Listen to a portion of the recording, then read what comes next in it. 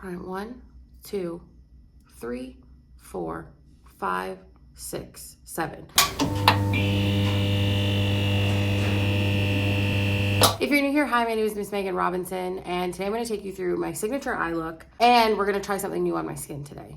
If you haven't already, make sure you subscribe and turn on post notifications so you never miss a post. And if you'd like to see how I did this look, please keep on watching. Brows are a huge thing for me. I like mine in a very particular way. This is the Urban Decay, their new brow gel, and I think I like it better more than the Melt one. The Melt one was my top brow gel. I used to, if you've been following me for a while, I used to wear the Got2b like hair gel. And this is the closest thing I think I've ever found to it that dries faster and it's easier to clean up. But I prefer the wand on the Melt one. The Melt one's really good too. Just you can sometimes hit the edge of here and it gets like a little bit flaky, but the hold is great on it as well. So I really like both of them, but this one right now is it for me. Yeah, just like it's so good. And I find that it doesn't leave a lot on the skin. Just lay my brows down first. Never fill them in though, because depending on, you could change something about your eye makeup like halfway through. And if your brow is too strong, it's hard to fix that. And then if you like the laminated look to your brows, it needs to go down on bare skin. Stunning. I'll take a little wipe and just clean any excess, because if there's any product that's sitting on the skin, your foundation is going to showcase that. Oh, also, new set, 24-hour eye base, ride or die. Concealer is not a primer. I've said it in so many videos before. So 24-hour eye base, I will never do an eye look without it. I also prefer, like if you like the style of my eye makeup, it's partially because the shadows are blending into my skin, not into an opaque base. You could probably use one of the colors from the Shaping and Sculpting palette, 224, so big, fluffy brush. And I cover my entire crease area, above the crease, up into the brow bone, because I have the real estate that allows me to take colors up that high. And I really like in my brow area here. So I've mentioned in videos before that that's not going to work for everybody. And the reason being is that this is darkening that area and sinking the eye in. So if you're somebody that's looking to make like the eye area bigger or brighter, or you have small eyes, that's probably one of the worst things that you could do. Oh, I just love how that looks on my eyes. Another signature Miss Megan move is taking the same product and I'll put it down onto the lid area. And I still use that big fluffy brush because I want the color there, but it's more like a wash. It's not deliberate. Depending, sometimes I'll bring it on the inside. So I'm not deliberately covering the lid. So those colors will kind of meet in the middle and then it's a little bit softer. If you use tinier brushes or you follow like very 2016 Instagram influencer style makeup, everything is very deliberately placed. I feel like everything has like a specific, it's very paint by numbers in my opinion. Mine's more get it down and then we'll deal with it later. I'll take either my face powder or literally whatever is close to me. This is from the Melt Dark Matter stack, and I'll just sweep that across the lid and it sort of marries everything together. Sometimes I've even left it where it's just my skin. Littlest bit on the edge of the crease there. People ask me all the time what brow bone highlight I wear. I don't, because that's just the skin, but Brulee would have been the color back in the day. Clean as you go. My all-time favorite black eyeliner was the Haus Labs, like the first version of Haus Labs, which was a really creamy, I don't even remember what the name was. The Melt Black Onyx pencil is the closest thing that I can find that's similar to it because it's smudgy. So the way that I do my liner, let me just explain first. As you develop your own makeup skill and you see what you like and don't like, you will become very particular about how you want things to look. And for me, if I put a black line across my whole eye, I hate how it looks. I feel like it takes away from my eye color. It takes away from my eye shape, which are two things that I really like. So I have to say, like, how can I get the same impact of a liner without it being so deliberate? Which is why I build things. I mean, if you're coming from TikTok and you've watched me do this, I build eyes kind of back and forth. I don't commit to one thing right away. And that's how I kind of figured out I liked this. So the pencil is super, super creamy. So I need something that smudges so I can work with it like I would a liquid that's not gonna dry down. This brush is from Melt, the round detail brush. And I really like it because for something that's this small, you would expect the brush hairs to be very stiff, but they're not. So I like to pull it out to create the wing and then push it forward. To me, no, like if I'm looking at myself, my pupil, it's behind the pupil on that side. And I come at my eye, not like this, where I can't see what I'm doing, not at the side. I actually my hand is down. I'm coming at my eye this way. Don't worry too much about if it's perfect or not because I still smudge it out with liner.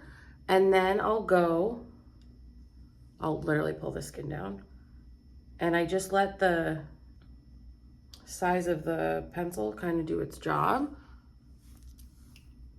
I guess it's kind of like a smokier version of like the fox eye. I'm not too deliberate on perfecting this inside. This will smudge throughout the day. Like the liner stays, but it will smudge because everything I put around my eye in this area is very emollient. So that will work like makeup remover. I don't mind it. My eye can carry darkness in here. It looks very grungy, so I love it. If you're somebody that likes a really clean, crisp eye, it might not be the move for you. It might not be the product. And I also like to connect just that outside corner. And I'll bring it on the waterline a bit.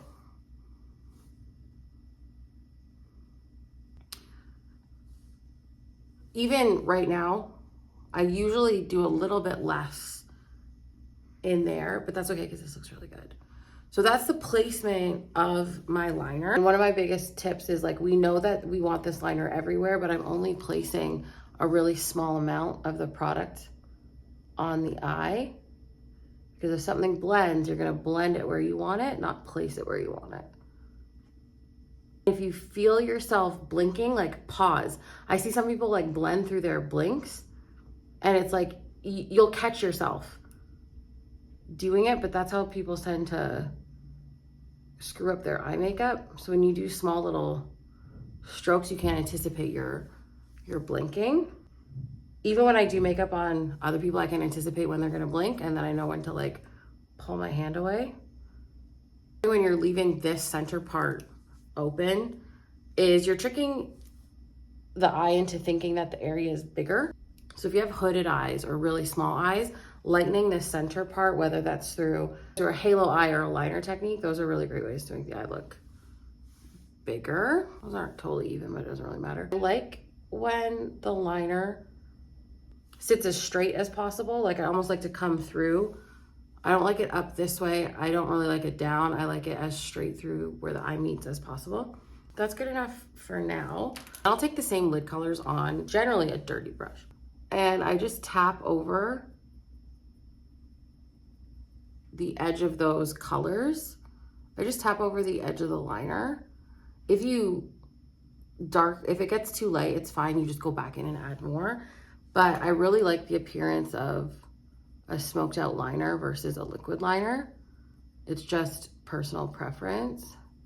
And this is also where I get to play with like what impact I want in here. So like if you watch the Mauve Beauty video, I put that sage green on the waterline and I really like it. And it's so weird because little hater trolls on TikTok who don't know what they're talking about like to tell me that they're like, your under eye is still dark. It's eyeshadow. It's a smoky eye. And it's actually a really great option. If you have like, I have very fine lines. You can kind of see them here. under my eye. If you buff your shadow down, if your eye can carry it, it really helps with preventing any kind of creasing under the eye. Yeah. Nothing makes me hurl more than on myself bringing concealer right up to the lash line. Absolutely not. So I'll leave it like that. Sometimes I'll add eyeshadow. Sometimes I won't. It kind of depends on the depth that I got. But I'll always go back in and just add a little bit more of the pencil. Anytime you put a secondary shade down, the first one will kind of disappear. So you need to go back and forth. I'm really indifferent to mascara because I wear fake eyelashes. I'm just gonna go in with MACSTAck. Actually, the most important mascara will be the extended play that I put on my lower lash line. 3 things for my signature eye is your base shadow and your eyeliner. But the primer is important, the mascara is important, the tools are important. Prime 1, 2, 3, 4, 5, 6, 7. So my signature eye look, I believe, is 7 products, not including the brow. I also don't care about a lot of things that people forget about. Like right now, there's a little bit of mascara transfer. I can use a Q-tip to flake that off when it dries. I won't. I'll just leave it. It's just not important to me.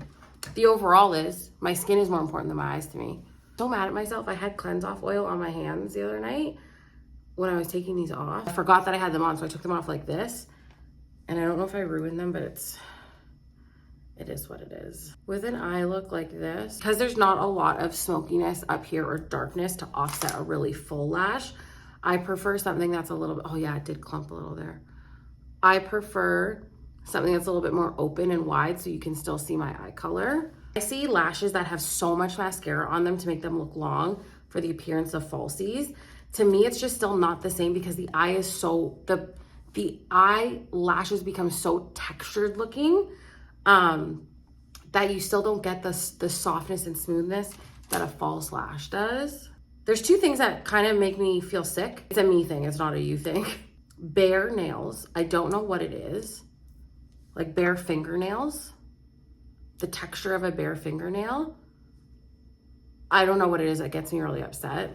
The color of the tip of the nail makes me upset. And then if they're like stained yellow from polish, and then the texture of mascara, clumpy mascara. Also, like I've had fake nails for so long that the sensation of touching things is really gross to me. I can't handle it. When I've had my nails off, which are very small periods of time, my fingertips and my nails are so much more dirtier because I'm actually physically touching things with, like I unlock my front door like this. I turn the stove like this. I pick up things like this. My fingertips are never touching anything. I don't know if anybody else agrees with me. I feel like anybody who has nails. Like the first time I washed my hair with no nails on, I could have thrown up. There's not really any fallout. I feel like I always have old mascara on. If there's anything you need to know about me, I permanently have caffeine in my system and probably old mascara on my eyeballs. If I wanted this to be more impactful, I could color this in black, but I'm not going to. But I am going to just conceal the band a bit. Sometimes the glue can have like a shiny look to it on the band, or if the band's a little bit plasticky. And then this is the only mascara I care about, extended play, because it is the best bottom lash mascara in all of history. I like to just tap it like I'm coming at, this is the motion I'm doing. I'm letting it attach to the lash. I'm not like deliberately wiggling side to side. And I turn my head on this eye kind of into the mascara because it's easier for me to keep the wand in the same direction versus trying to manipulate my hand to fit the space. I can just rotate my head. And then if I need to come at it this way, I can do that as well. That's all I'll do for my eyes. And then we're gonna try something new on my face. Well, this is not new, the Hyperreal Balm. So I was using the Charlotte Tilbury Magic Water Cream and it didn't do anything for me. It made me look so, because like in theory, it says comparable to the Hyperreal. Well, that's what it's being compared to. But ingredient wise, texture wise, how it works with makeup, not similar in the slightest. And it didn't make my makeup look better. Hyperreal made my makeup, or makes my makeup look smoother, more airbrushed. Like, it allows my techniques to perform so much better, where I found that the Charlotte Tilbury water cream made me look slimy. No matter how little or however I paired it, like, it wasn't for me. I did a TikTok where I, for my concealer, I mixed Prolongwear concealer and Strobe Dewy skin tint for my under eye, but I want to try it on my face today with a 109. Oh, this is going to be delicious. I should have done this first, but I'll just do it now. Magic Radiance Fix Plus.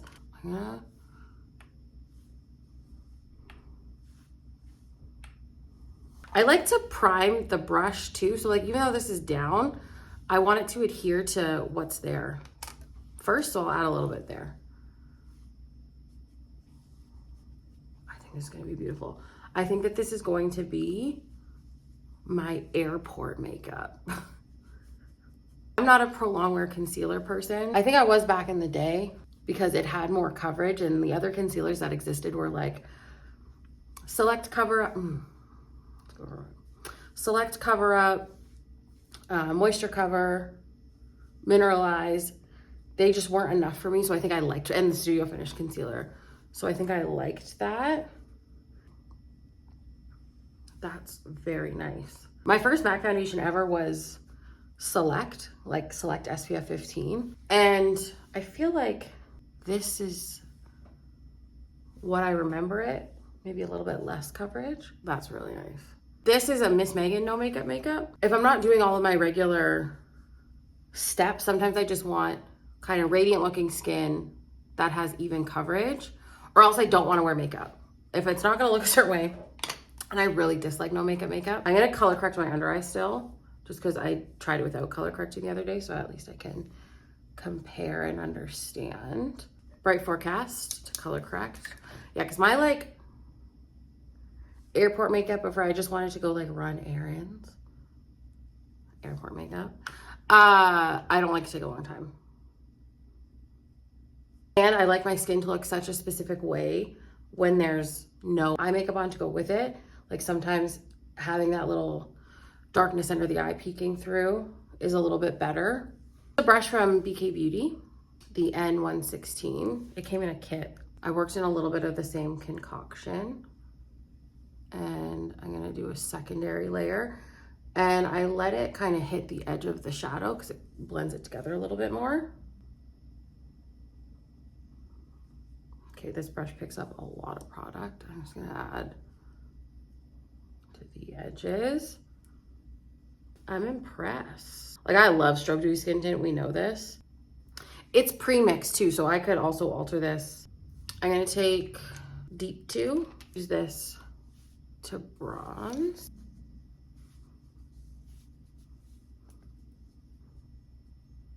I always need my nose. I wanna change how I do my forehead, but I think it's not in the bronzer. I think it's in the highlight concealer. I use Radiant Rose to just highlight a little bit on the face. I find when I do this, I go overboard. So I'm just gonna do really tiny dots where I want a little bit more brightness. Here, I like to be bright. Like, I think I wanna move this up higher, but I'll figure that out. Love it, lock it in. This is also from BK Beauty. This is another brush I really enjoy. Yeah, I need to switch to a smaller brush. No problem. I'm gonna steal some from here. Put it down here. That's nice. This is why your brush choice is really important, because that big one just took everything away when I had gone under my nose. I think that that's airport approved. I'm gonna use the light skin finish glaze from Melt to set, so I have that radiant shiny skin. I've never used it with a big brush before. This to me is the most similar to like Next to Nothing in Studio Sculpt. I feel like maybe next to nothing a bit more. This brush is nice. Powder Sculpt from Sigma, same brush. I'm gonna use the House Labs Light Level 3. And then something too, like, so I won't go in with like Global Glow because I know that as this is gonna wear, because it's all fairly shimmery and I didn't do a ton of layering, it will naturally gain more glow as the day goes on. So I don't need to add more glow right now. And then this is Honey Thief from Melt. This has been my most used powder blush along with like Mocha for the last little bit. I just love it. Like this still has quite a bit of peachiness to it, but it's still sitting closer to like a beige tone blush. That's all I'm gonna do today. I'm not overcomplicating it. I put Stay Over into this container, so final love it, lock it in. And we'll do a little in my brows. This has some Studio Fix powder on it. I'm just gonna run it over taupe. I don't want a ton of color in my brow. I also prefer like a grayish tone because I want to shadow. I have full brow hairs, so all I want to do is shadow the hairs underneath. I don't need to deliberately add something as dark as my hair. The best part about this brow gel is it doesn't get white or flaky, and that's a claim that they have on the box, which is really great. Down. That's good enough for me for today. So you can see that the liner starts to shift a little bit. It really doesn't bother me. You would need to, because I don't set it. If I went in and like added setting powder underneath the eye and like set with the shadow, yes, it will stay in place.